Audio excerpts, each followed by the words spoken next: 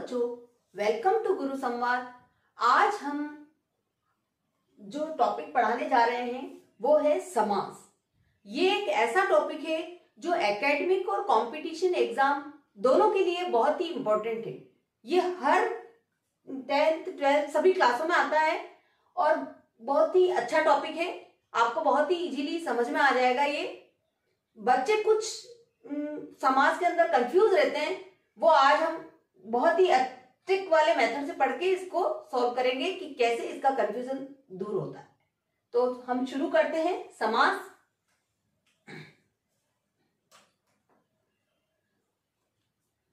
समास किसको कहते हैं हम ये देखेंगे पहले कि संक्षिप्त या छोटा करना। समास का मतलब होता है छोटा करना, संक्षिप्त करना। दो या दो से अधिक शब्दों के मेल को समास कहते हैं। बच्चों, दो या दो से अधिक शब्दों के मेल से जो नया शब्द बनता है वो समास कहलाता है।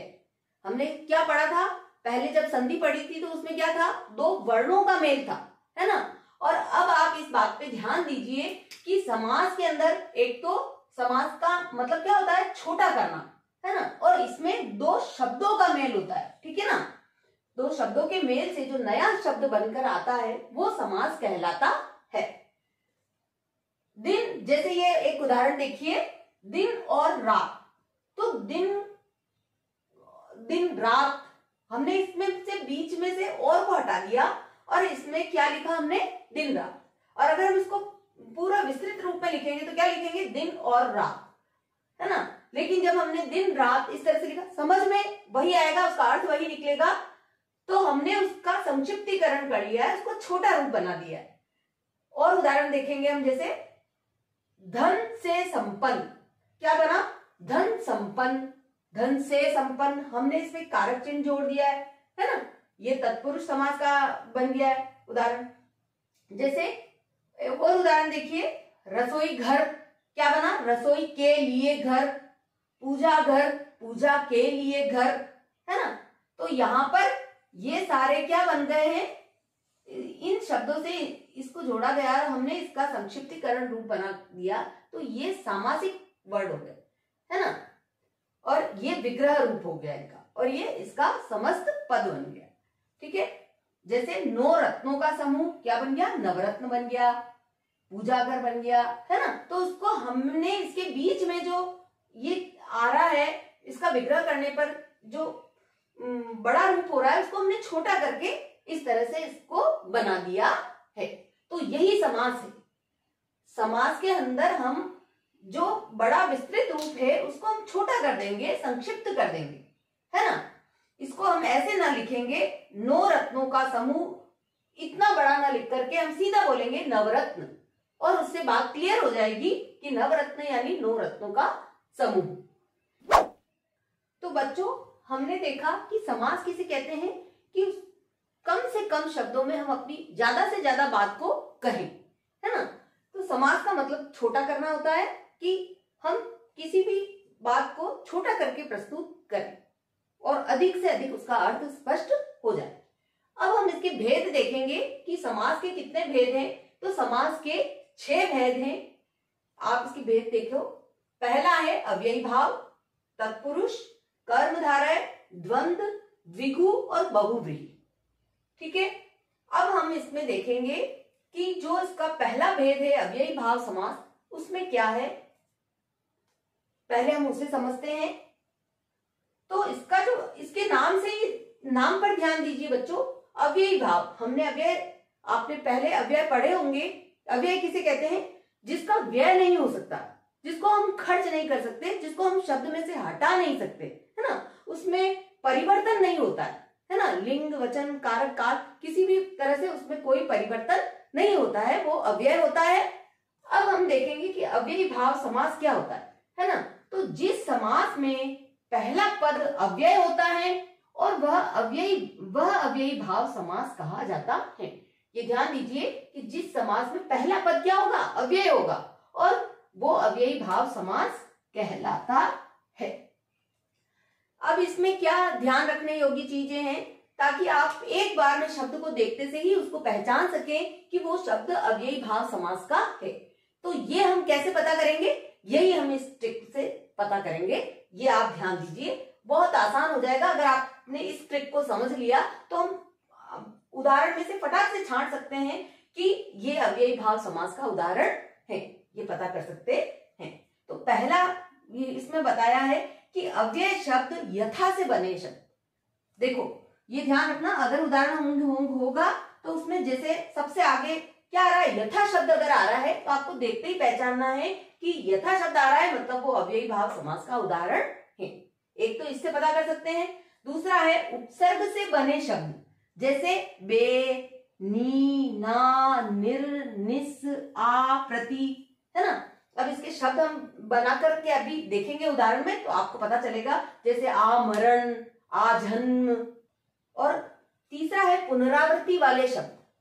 पुनरावृत्ति वाले शब्द जैसे बहुत सारे ऐसे शब्द होते हैं जिनकी आवृत्ति होती है ना, तो वो शब्द भी इसमें आते हैं। तो बच्चों अब हम अव्ययी भाव समास के उदाहरण देखेंगे ताकि हमें वो बहुत अच्छे से समझ में आ जाए। तो आप इधर ध्यान दीजिए, उसके उदाहरण कैसे हैं। पहले तो आप ये देखिए, मैंने आपको नियम में क्या बताया कि यथा से बने हुए शब्द, यथा शब्द अगर आगे आ रहा है तो उसको देखते से ही हमें समझना है कि ये अव्ययी भाव समास का उदाहरण है। दूसरा, उपसर्ग से बना हुआ शब्द होगा तो भी हमें अव्ययी भाव समास का उदाहरण देखना है। और तीसरा है पुनरावृत्ति वाले शब्द। ठीक है, अब हम इसको उदाहरण से समझते हैं कैसे है ये। जैसे हमने पहला देखा कि यथा से बना हुआ शब्द, अब ये शब्द आ रहा है यथाशक्ति। ठीक है, जब हम इसका विग्रह करेंगे तो ये क्या बन जाएगा, शक्ति के अनुसार, है ना। तो यहां पर आ रहा है यथा शब्द आ रहा है ना। और हम इसको देखते से ही हमें पहचानना है कि यथा शक्ति आ रहा है। यथा क्या, एक अव्यय है, इसको हम इसमें से हटा नहीं सकते, है ना। और ये इसका विग्रह करने पर क्या बन रहा है, शक्ति के अनुसार। ठीक है, तो इस वर्ड को देखना है और आपको समझ जाना है कि ये अव्ययी भाव समास का उदाहरण है। जैसे यथाशक्ति, यथास्थिति, यथाशीघ्र, जो भी यथा वाले वर्ड आ रहे हैं वो सारे अव्ययी भाव समास के उदाहरण कहलाएंगे। ठीक है, और आपको वर्ड देखते से ही समझना है और उस पर टिक करना है कि ये अव्ययी भाव समास का उदाहरण है। और इसका विग्रह इसी तरह से होगा, जैसे यथास्थिति तो स्थिति के अनुसार। तो एक तो हो गया यथा वाला, यथा शब्द जुड़ने पर वो अव्ययी भाव समास का उदाहरण होगा। दूसरा अब हम देखेंगे आ उपसर्ग। आ क्या रहा है आगे, ये उपसर्ग वाले शब्द लग रहे हैं, जैसे आ लग रहा है, बे लग रहा है, ना लग रहा है, प्रति लग रहा है, ये सारे क्या है, उपसर्ग वाले शब्द हो गए। जैसे आजीवन, आजीवन का विग्रह कैसे करेंगे, जीवन रहने तक, है ना। आमरण तो मरने तक, पीछे तक जुड़ जाएगा विग्रह के अंदर, है ना। और आजन्म, है ना, जन्म रहने तक, तो ये इसका विग्रह हो जाएगा, उसमें तक जुड़ जाएगा। और आ उपसर्ग वाले शब्द भी किसमें आएंगे, अव्ययी भाव समास में आएंगे। इसी तरह से और देखो, बेवजह, बे भी क्या है, एक उपसर्ग है ना। उसका विग्रह कैसे करेंगे, बिना वजह के या वजह से रहित, है ना। तो ऐसे वर्ड में जैसे इनका विग्रह करेंगे तो ये तक हुआ, रहित हुआ, ऐसे शब्दों को ध्यान में रखना है कि इसका विग्रह करेंगे तब रहित, तक, ऐसे शब्द आएंगे। जैसे ना समझ, ना समझ शब्द में हमने क्या किया, इसका विग्रह करने पर ये समझ से रहित या समझ के बिना, बिना या तो बिना शब्द से विग्रह करके देख लो, है ना, या तो बिना आएगा या रहित आएगा, है ना। तो समझ के बिना या समझ से रहित, तो क्या बन गया ये, ना समझ। हम इसको इस तरह से भी बोल सकते हैं ना, एक तो इतना बड़ा चढ़ा के हम बोलेंगे कि वह व्यक्ति समझ से रहित है, हम इसको सीधा बोलेंगे कि राम ना समझ है। तो हम समझ रहे हैं उस बात को कि वो ना समझ है, उसके अंदर समझ का अभाव है। तो इस तरह से आ, बे, ना, प्रति, ये सब क्या है, उपसर्ग वाले शब्द हैं और इनको देखते से ही पहचानना है, और ये अव्ययी भाव समास के उदाहरण है। ठीक है, अब इधर देखो प्रति, प्रति भी क्या है, एक उपसर्ग है और इसका विग्रह भी कैसे होगा, हर वर्ष, वर्ष वर्ष, है ना, प्रति वर्ष। ठीक है ना। तो इसमें आपको ध्यान रखना है कि विग्रह करने पर ये विग्रह है ना, और ये समस्त पद है। जो समस्त पद हम देखते हैं उसको देखना है कि उसके आगे में ये प्रथम पद है बच्चों, ये है प्रथम पद और ये है द्वितीय पद। ठीक है, ये प्रथम पद है और ये है द्वितीय पद।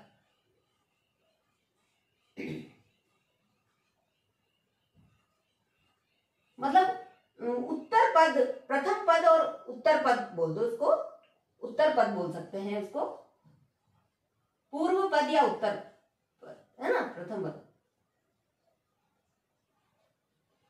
ठीक है, और इसको बोलेंगे हम पूर्व पद। ठीक है, ये वाला, और ये वाला है उत्तर पद।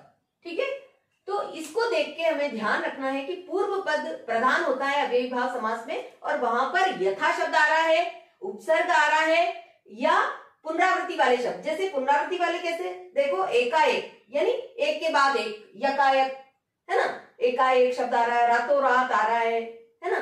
तो ये ऐसे जो शब्द आएंगे जिसमें पुनरावृत्ति हो रही है, बार बार आवृत्ति हो रही है, ये वर्ड भी अव्ययी भाव समास में आएंगे। ये भी इसके उदाहरण कहलाते हैं। ठीक है, तो आपको बस अव्ययी भाव समास को याद रखने में इन तीन चीजों को याद रखना है, यथा वाले शब्द, उपसर्ग वाले शब्द और पुनरावृत्ति वाले शब्द। ठीक है, और इसमें प्रथम पद प्रधान होता है। ठीक है, उसको देखा कि उपसर्ग वाला शब्द आ रहा है, यथा शब्द आ रहा है और पुनरावृत्ति हो रही है, और कुछ भी नहीं सोचना है और सीधा टिक करना है कि वो अव्ययी भाव समास है। अब हम आगे बढ़ते हैं। अब हम दूसरा समास का भेद तत्पुरुष समास पढ़ेंगे। अब बच्चों हम दूसरा भेद समास का तत्पुरुष समास देखेंगे कि वो क्या है। तो इधर देखिए, पहला पद गौण होगा और दूसरा पद प्रधान होता है। हमने अव्ययी भाव समास में क्या पढ़ा कि पहला पद प्रधान होता है ना। अब तत्पुरुष समास के अंदर दूसरा पद प्रधान होता है और पहला पद गौण होता है। इसमें कारक के विभक्ति चिन्हों का लोप हो जाता है। इस तत्पुरुष समास के अंदर आपको कारक ध्यान में रखना है, जो पहले हमने पढ़े हैं। कारक क्या है, 8 कारक है ना, वो अगर हमें याद है तो हमें तत्पुरुष समास आसानी से समझ में आ जाएगा। इसमें कारक के विभक्ति चिन्हों का लोप हो जाता है।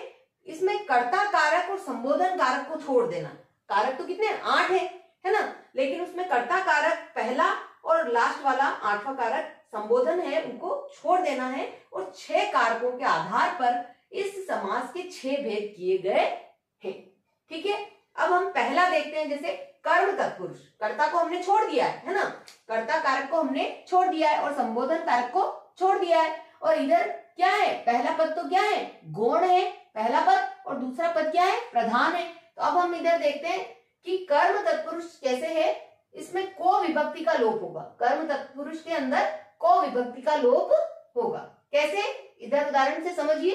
यश प्राप्त, ठीक है, समस्त पद क्या है, यश प्राप्त। अब हम इसका विग्रह करके देखते हैं। तो यश को प्राप्त, जब हम ऐसा कोई वर्ड आ रहा है उसका विग्रह करके देखिए। यश प्राप्त, यश को प्राप्त, तो ये किसमें आ गया, कर्म तत्पुरुष में। अब जैसे हमने एक उदाहरण देखा है यहाँ पे, भावपूर्ण, तो अब यहाँ ऐसा तो नहीं है, भाव को पूर्ण नहीं हो सकता है ना। अब हम इसमें भाव से पूर्ण, तो से आया तो वो किसमें आ जाएगा, करण तत्पुरुष में। वैसे तो जो बच्चों के एकेडमिक स्तर होते हैं उसमें इतना डीपली क्वेश्चन नहीं पूछते, उसमें सीधा सा क्वेश्चन पूछते हैं कि इस शब्द में, जैसे ऐसा एक शब्द दे देंगे और बोलेंगे कि इसमें कौन सा समास है, 4 ऑप्शन में दे देंगे और इसमें कौन सा समास है। आपको सीधा उसमें कोई भी कारक लगा के देखना है और आपको पता चल जाएगा कि भाव से पूर्ण, यश को प्राप्त, सर्व को प्रिय, बाढ़ से पीड़ित। आपने ऐसा लगाया कारक तो वो सीधा आपको पता चल जाएगा कि वो तत्पुरुष समास है। लेकिन इतना डीपली जब कि कर्म है या करण है या कौन सा है, संप्रदान है या अपादान है, तो ये सारा डीपली कंपटीशन एग्जाम में जरूर पूछा जाता है बच्चों। तो ये आपको ध्यान जरूर रखना है कि वो किस तरह से हो रहा है। और ये भेद आप कारक अगर आपको याद है तो आप आसानी से करके देख सकते हैं। इसका विग्रह करके देखेंगे कि जैसे यश प्राप्त आया तो यश को प्राप्त, हमने बीच में क्या लगाया, को, है ना। और को किसमें, कर्ता ने कर्म को, है ना, कर्म कारक में आता है ना। तो इसका, इस विभक्ति का यहाँ पे लोप हो गया और यश प्राप्त हमने समस्त पद हमें मिला। ये आपको समझ में आ गया, यश प्राप्त, यश को प्राप्त, है ना। इसमें को विभक्ति का लोप हुआ है कर्म तत्पुरुष में। इसी तरह से हम करण तत्पुरुष देखेंगे। इसमें क्या होता है, कर्ता ने कर्म को करण से, अब इसमें कारक अगर हमें याद है तो हमने क्या पढ़ा, कारक में करण कारक का क्या है, विभक्ति चिन्ह से, है ना। कर्ता ने कर्म को करण से और द्वारा, से भी है और द्वारा भी है ना। तो इसमें से का लोप हो जाएगा, जैसे बाढ़ पीड़ित तो बाढ़ से पीड़ित, ठीक है ना। ये देखो बाढ़ पीड़ित तो बाढ़ से पीड़ित, जब यहाँ से शब्द आ रहा है विग्रह करने पर और उसका हम लोप कर देंगे, बाढ़ पीड़ित शब्द बन जाएगा, तो ये किसमें आएगा, करण तत्पुरुष में आएगा। ऐसे ही भाव पूर्ण तो भाव से पूर्ण, ठीक है ना। तो ये जो है, ये दोनों किसके उदाहरण है, करण तत्पुरुष के, और ये दोनों किसके उदाहरण है, कर्म तत्पुरुष के। को विभक्ति किसकी है, कर्म कारक की, और से है करण कारक की। तो हमें बस उसका नाम आगे जोड़ना है तत्पुरुष समास में। अगर वो कर्म तत्पुरुष कारक की आ रही है तो कर्म तत्पुरुष हो जाएगा, करण का आ रहा है तो करण हो जाएगा, संप्रदान का आ रहा है तो संप्रदान हो जाएगा, है ना। 6 जो कारक है वो इसमें काम में आएंगे, ठीक है। तो बस आपको तत्पुरुष समास के अंदर यही ध्यान रखना है कि इसमें दूसरा पद प्रधान होता है, पहला पद गौण होता है, और इसमें कारक के विभक्ति चिन्हों का लोप हो जाता है, ठीक है। और इसके लिए आपको कारक आना चाहिए, ठीक है बच्चों। तो तत्पुरुष समास के अंदर हम विभक्ति चिन्हों का लोप करेंगे। अब हम आगे बढ़ते हैं। हाँ तो बच्चों अब आप देखो कि हम तत्पुरुष समास का अगला बिंदु देखते हैं। हमने कर्म और करण समझ लिया था, अब आगे संप्रदान तत्पुरुष कैसे हैं वो देखेंगे। के लिए संप्रदान कारक का विभक्ति चिन्ह क्या है, के लिए, है ना।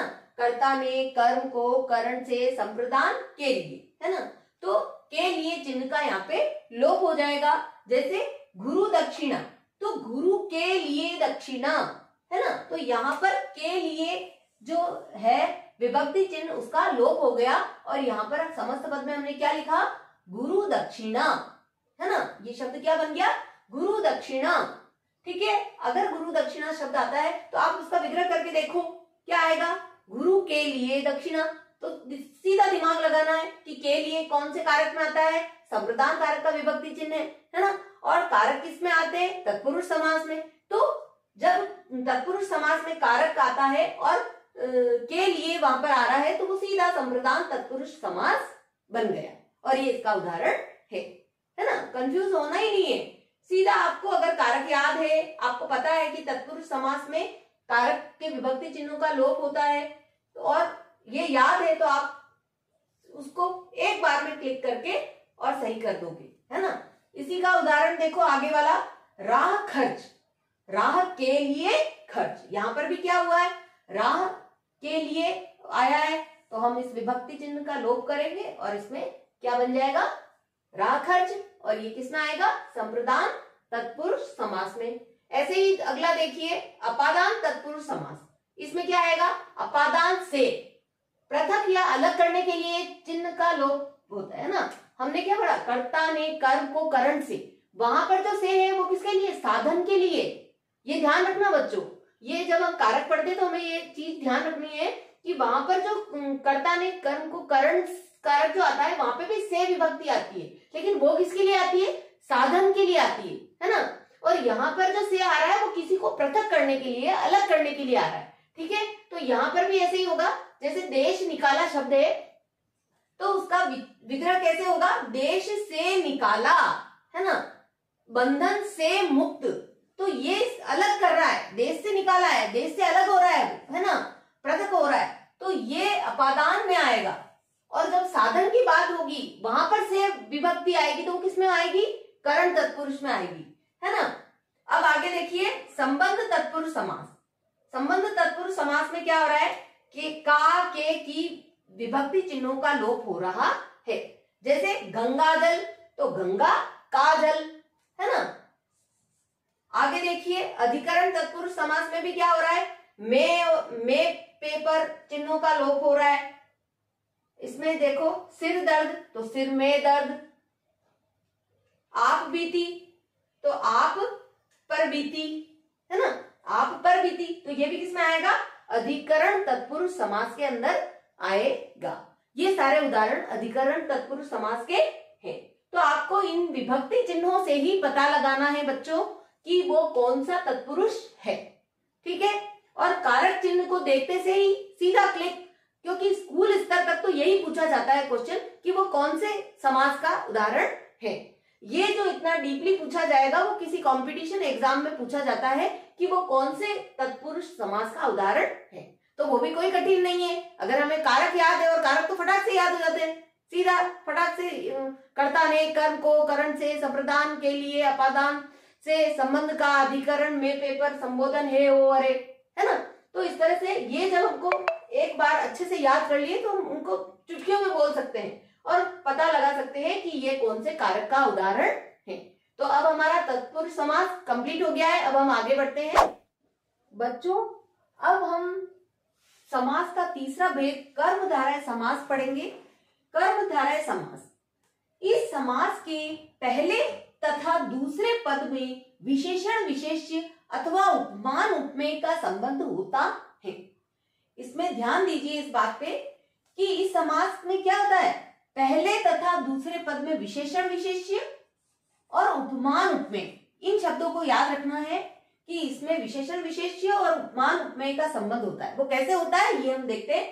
देखो इधर, जैसे महापुरुष शब्द है ना, तो इसमें इसका विग्रह कैसे करेंगे, महान है जो पुरुष, महापुरुष, महा क्या है, विशेषण है, जो पुरुष की विशेषता बता रहा है कि वो महान है ना, महान है जो पुरुष। तो पुरुष शब्द क्या है, विशेष्य है और उसका विशेषण है महा। तो यहाँ पर विशेषण है और विशेष्य है, तो ये समास क्या है, कर्मधारय समास है ना। कि आपको ये देखते से ही पता लग जाएगा, जहां पर है जो या रूपी शब्द आ रहे हैं तो वो कर्मधारय समास है। इसको देखते से ही आप पता लगा सकते हैं, क्योंकि है जो विशेषण और विशेष्य आ रहा है ना। जिस शब्द में विशेषण और विशेष्य आ रहा है या उपमान उपमेय आ रहा है, उपमान उपमेय कैसे है, ये देखो, भव सागर यानी भव रूपी सागर, मतलब सागर है कौन सा, संसार रूपी, भव यानी संसार है ना, जगत, तो संसार रूपी जो सागर है, तो यहाँ पे रूपी शब्द आया है और ये उपमान उपमेय है, तो इसलिए ये कर्मधारय समास का उदाहरण है। और ये वो शब्द आते से ये जो या रूपी शब्द आता है या के समान, ये तीनों शब्द अगर किसी के विग्रह पे आपको दिखते हैं तो वो कर्मधारय समास का उदाहरण होगा। और देखिए इधर, जैसे पीतांबर, पीतांबर का विग्रह क्या होगा, पीला है जो अंबर, है ना। तो ये पीला अंबर की विशेषता बता रहा है ना। तो पीला शब्द तो क्या है, विशेषण है, और अंबर है विशेष्य। तो यहाँ पे भी हमें है जो शब्द दिखाई दे रहा है, तो वो क्या हो गया, कर्मधारय समास हो गया। ऐसे ही इधर देखो एक और उदाहरण, चंद्रवदन, है ना। चंद्रवदन यानी बदन यानी मुख, है ना, मुख। तो चंद्रमा के समान बदन, मतलब मुख की सुंदरता बताई जा रही है कि वो मुख क्या है, चंद्रमा के समान सुंदर है। तो यहाँ पे वदन तो क्या है, उपमेय है, और उसकी उपमा किससे दी जा रही है, चंद्रमा से दी जा रही है ना। इस मुख की उपमा चंद्रमा से दी जा रही है। तो चंद्रमा के समान वदन या मुख या मुंह, है ना। तो ये ऐसा उदाहरण देखते से ही आपको समझ जाना है कि जहां पर रूपी शब्द आ रहा है, उसके समान बताया जा रहा है, या विशेषण विशेष्य आ रहा है, तो वो इसका उदाहरण होगा, कर्मधारय समास का उदाहरण होगा। क्लियर बच्चों। अब आप एक शब्द में जैसे ये देख रहे हैं कि जैसे पीतांबर शब्द है, हम इसको कर्मधारय में ले रहे हैं, लेकिन जैसे कई बच्चे ये सोच रहे होंगे कि पीला है अंबर, है ना, तो वो सोचते हैं पीला है अंबर, तो वो इसको दोनों में, मतलब पीतांबर शब्द है ना, कर्मधारय में भी आता है। अगर यहाँ पे वो शब्द से पता चलेगा, अगर क्वेश्चन एग्जामिनर जब क्वेश्चन में ये पूछता है कि पीतांबर सूख रहे हैं, है ना, ऐसे अगर उसने क्वेश्चन पूछा कि पीतांबर सूख रहे हैं, तो वो वहां पे क्या हो रहा है कि पीतांबर तो पीले वस्त्र सूख रहे हैं, है ना। तो इस तरह से अगर एग्जामिनर क्वेश्चन देता है तो वहां पर कर्मधारय समास होगा इसका आंसर। लेकिन अगर इस तरह से पूछा जाए कि पीतांबर और पीछे ऑप्शन में लंबोदर, पंचानन ऐसे ऑप्शन दिए जाएं क्वेश्चन के अंदर, तो वहां पर फिर ये एग्जामिनर इस तरह से इस क्वेश्चन को पूछेगा कि इसमें बहुव्रीहि समास का उदाहरण नहीं है, 3 वो देगा, और चौथा इस तरह से पूछेगा कि इसमें से नहीं है तो एक गलत होगा। या फिर इस तरह से पूछेगा कि, तो उसमें आपको पता चलना चाहिए कि एग्जामिनर क्वेश्चन किस तरह से पूछ रहा है। वो कर्मधारय समास के इसमें पूछेगा तो ऑप्शन उसी तरह से देगा, क्वेश्चन को उसी तरह से पूछेगा। जैसे मैंने उदाहरण बताया कि पीतांबर सूख रहे हैं, है ना, और अगर वो इस तरह से पूछता है कि पीतांबर पीला है अंबर जिसका, विष्णु भगवान के लिए अर्थ आ रहा है ना, कि पीले वस्त्र विष्णु भगवान के हैं, तो वो आपको उस क्वेश्चन के अकॉर्डिंग आंसर करना है बच्चों। क्योंकि कुछ ऐसे उदाहरण हैं जो कर्मधारय समास में भी आते हैं और बहुव्रीहि समास में भी आते हैं। क्लियर? ये डाउट आपका क्लियर हो जाना चाहिए यहाँ पे। ठीक है बच्चों, अब हम आगे बढ़ते हैं। बच्चों अब हम समास का चौथा भेद द्विगु समास के बारे में पढ़ेंगे कि द्विगु समास क्या है। देखिए इधर, द्विगु समास, इस समास का पहला पद संख्यावाचक होता है तथा दूसरा पद प्रधान होता है। इस द्विगु समास के अंदर आपको सिर्फ एक चीज दिमाग में रखनी है कि संख्यावाची शब्द आता है, ये आपको ध्यान में रखना है। ठीक है, और दूसरा पद प्रधान होता है। कैसे होगा देखते हैं हम। जैसे उदाहरण देखो, नवरत्न है ना, समस्त पद है नवरत्न। अगर हम इसका विग्रह करके देखेंगे तो क्या होगा, 9 रत्नों का समूह। नव क्या है, संख्यावाची शब्द आ रहा है। आपको इसके उदाहरण में संख्यावाची शब्द देखते ही समझ जाना है कि वो द्विगु समास का उदाहरण है। जैसे यहाँ पे नव आ रहा है, यहाँ पे त्रि आ रहा है, यहाँ पे पंच आ रहा है, यहाँ पे शत आ रहा है ना, तो वो कोई भी संख्यावाची शब्द आगे प्रथम पद में आएगा और फिर वो शब्द बनेगा। ठीक है, लेकिन इसमें द्वितीय पद प्रधान होता है। अगर हम इसमें से नव में से रत्न को हटा दें तो नव का कोई मतलब नहीं है ना। इसमें से भी भुज को हटा दें तो त्रि का कोई मतलब नहीं है, क्योंकि 3 भुजाओं का समूह, अगर हम भुजा शब्द नहीं रखेंगे तो किसकी भुजा है, इस शब्द का कोई मतलब नहीं है ना। तो इसीलिए द्वितीय पद प्रधान है, लेकिन प्रथम पद में संख्यावाची शब्द होगा और तब वो द्विगु समास का उदाहरण होगा। ठीक है, ऐसे ही 5 रात्रि, पंचरात्रि, तो 5 रात्रियों का समाहार हो रहा है इसमें, है ना, 5 रात्रियों का समूह। शताब्दी 100 वर्षों का समूह बता रहा है ना, अब्द यानी वर्ष। अब हम अगला 5वां समास का भेद द्वंद्व समास पढ़ेंगे। द्वंद्व समास देखो इधर बच्चों, दोनों पद समान रूप से प्रधान होते हैं। ये इसमें ध्यान रखना है द्वंद्व समास के अंदर कि दोनों पद समान रूप से प्रधान होते हैं और दोनों पद में योजक चिन्ह लगा होता है ना, दोनों पद योजक चिन्ह के द्वारा जुड़े होते हैं। ये इसमें ध्यान रखना है कि ये इनके बीच में योजक चिन्ह होता है और ये समान रूप से प्रधान होते हैं। ठीक है, और समास विग्रह करने पर और, या, अथवा और एवं ऐसे शब्द इसमें लगे हुए होते हैं, ये ध्यान रखना है। और, या, अथवा और ऐसे शब्दों से ये जुड़े रहते हैं। ठीक है, और इसमें अधिकतर विलोम शब्द आते हैं, ये आपको ध्यान रखना है कि सारे तो नहीं होते लेकिन फिर भी विलोम शब्द ज्यादातर इसमें आते हैं। जैसे हम उदाहरण से समझते हैं, जैसे रात दिन है ना, अब रात का दिन क्या है, विलोम है ना, तो इस तरह से शब्द होंगे इसमें, रात दिन। अब ये योजक चिन्ह से जुड़ा हुआ है। ठीक है, और इसका विग्रह जब हम करेंगे तो वो क्या बनेगा, रात और दिन, रात दिन, रात और दिन। अब आपको इसमें ध्यान रखना है कि यहाँ पर और शब्द आ रहा है और यहाँ पर योजक चिन्ह आ रहा है। ठीक है ना, इसको जोड़ने पर और विलोम शब्द आ रहे हैं तो आपको द्वंद्व समास कर देना है। आपको ये इसकी पहचान है बच्चों, और ये चीज अपने दिमाग में बिठा लो कि द्वंद्व समास के अंदर क्या होगा, समान रूप से दोनों पद प्रधान होंगे, योजक चिन्ह आ रहा है और या और ऐसे शब्द आ रहे हैं और विलोम शब्द आ रहे हैं, मतलब द्वंद्व समास का उदाहरण है। ठीक है, इसी तरह से देखो और अगला उदाहरण सीता राम, सीता और राम, इसमें भी और आ रहा है। ठीक है, योजक चिन्ह है और द्वंद्व समास का उदाहरण है। दाल और रोटी, हानि या लाभ, है ना, ये भी इसका विलोम है। हानि और लाभ अपोजिट है। ठीक है ना, तो इस तरह से इनको ध्यान रखना है। विलोम शब्द आ रहा है और योजक चिन्ह लग रहा है और या अथवा एवं ऐसे शब्द बीच में आ रहे हैं विग्रह करने पर, तो ये द्वंद्व समास के उदाहरण हैं। बिल्कुल सरल है द्वंद्व समास, कोई कंफ्यूजन नहीं है बच्चों। आगे बढ़ जाते हैं हम बच्चों। अब हम समास का आखिरी भेद बहुव्रीहि समास पढ़ेंगे। बहुव्रीहि समास में क्या है ये देखिए, इधर पूर्व पद और उत्तर पद दोनों ही गौण होते हैं और अन्य पद प्रधान होता है। इसमें पूर्व पद और उत्तर पद दोनों ही गौण होते हैं और तीसरा अर्थ निकलता है अन्य पद प्रधान होता है और उसके शाब्दिक अर्थ को छोड़कर एक नया अर्थ निकाला जाता है, वह बहुव्रीहि समास कहलाता है ना। इसमें दोनों पद गौण होते हैं और तीसरा नया अर्थ निकल के सामने आता है, वहां पर बहुव्रीहि समास होता है। वो कैसे हो रहा है वो हम उदाहरण से समझेंगे। देखिए इधर, जैसे इसमें उदाहरण दिया है लंबोदर, है ना। अब इसमें क्या, लंबा है उदर जिसका, अब उदर यानी पेट, है ना, तो पेट की विशेषता लंबे शब्द से बताई जा रही है ना। अब यहाँ पे विशेषण विशेष्य भी है।